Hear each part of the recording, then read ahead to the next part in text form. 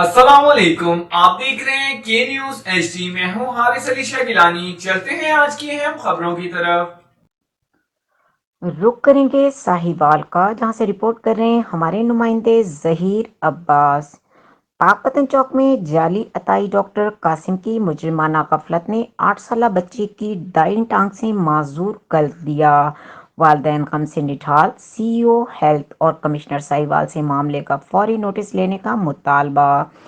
तफसीलात के मुताबिक जाली अताई डॉक्टर कासिम ने मकान किराए पर लेकर प्राइवेट मेडिकल क्लिनिक बना रखा है, जो रोजाना की बुनियाद पर आने वाले मामूली नौयत के मरीजों की बेदर्दी से ऑपरेशन करने के साथ इनको इंजेक्शन और ड्रिप लगाता है।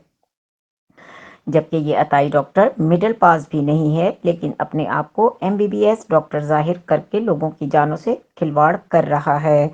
मुबैना ज़राए के मुताबिक चंद रोज़ कबल बदकिस्मती से एक शहरी अपने बच्चे के बुखार की दवाई लेने डॉक्टर कासिम के पास पहुंचा तो इसने चिकन में गलत जगह पर इंजेक्शन लगा दिया। इंजेक्शन गलत जगह पर लगने की वजह से बच्चे की टांग काम करना छोड़ गई है। ये सिर्फ पहले ही वाक़या नहीं, बल्कि मुतअद्दिद मरीज इस जाली अताई डॉक्टर के मुजरिमाना गफलत की वजह से मौत की भेंट चढ़ चुके हैं।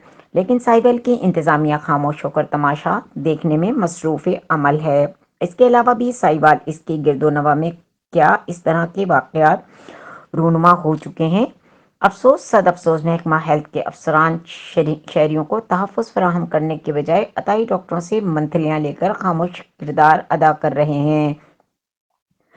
शहर की सियासी समाजी शख्सियात ने secretary health Punjab, CEO health और कमिश्नर साहिवाल से फिलफौर मामले का नोटिस लेकर अताई डॉक्टर कासिम क्लिनिक फौरी सील करने का मुतालबा किया है।